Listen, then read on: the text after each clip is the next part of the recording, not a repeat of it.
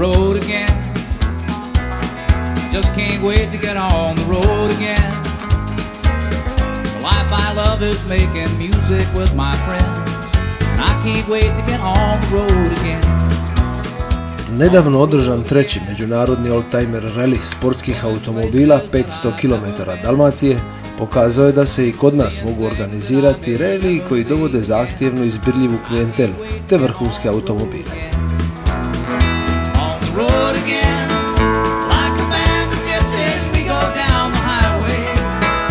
Veliki trud organizatora isplatio se jer su u Split stigli predstavnici 3 najstarija talijanska oldtimer kluba, ali uz predstavnike hrvatskog bili su tu i predstavnici slovenskog oldtimer saveza. Rally je započeo ispred splitskog HNK u zaista prekrasno uređenom ambijentu koji je okupio brojne Splićane koji su oduvijek pokazivali interes i ljubav prema oldtimerima.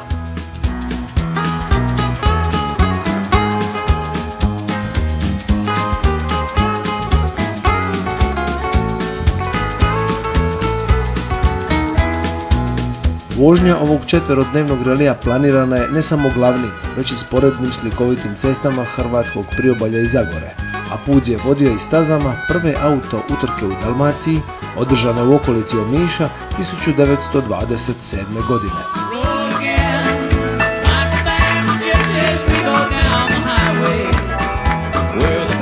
Osim ugodnog putovanja, sudionici su bili obavezni u sportskom dijelu relija prevaliti određene udaljenosti u zadanom vremenu i pronaći sve kontrolne točke.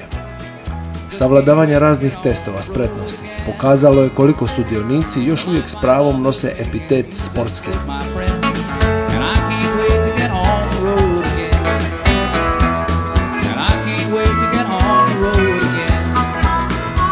Nakon Makarske put je vodio do Orebića, odakle je organiziran izlet brodom u Korčulu.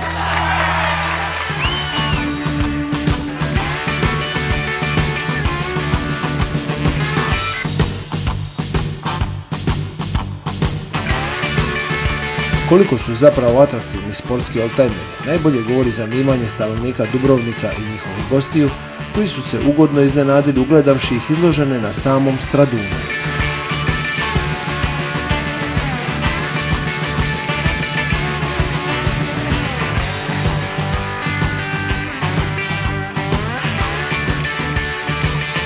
Da se radi o međunarodnom reliju potvrdila je ruta koja je vodila izvan granica Hrvatske sve do Kotora u Crnoj Gori.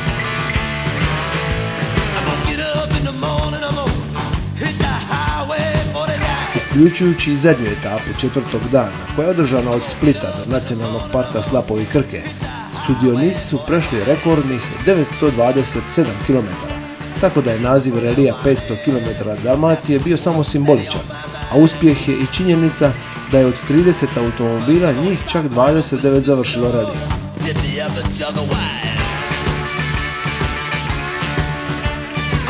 Treći međunarodni oldtimer rally sportskih automobila 500 km Dalmacije okupio je 30 vrhunskih primjeraka sportskih automobila, čija je ukupna vrijednost procijenjena na preko 2 milijuna eura.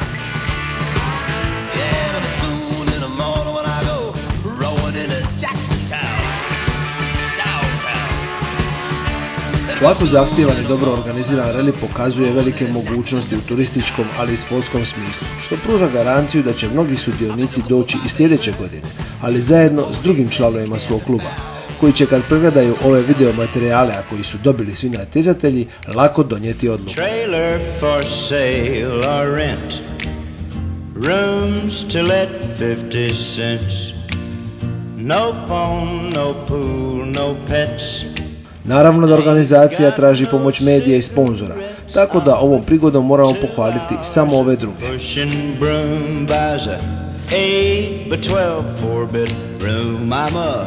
Man of means by no means, king of the road.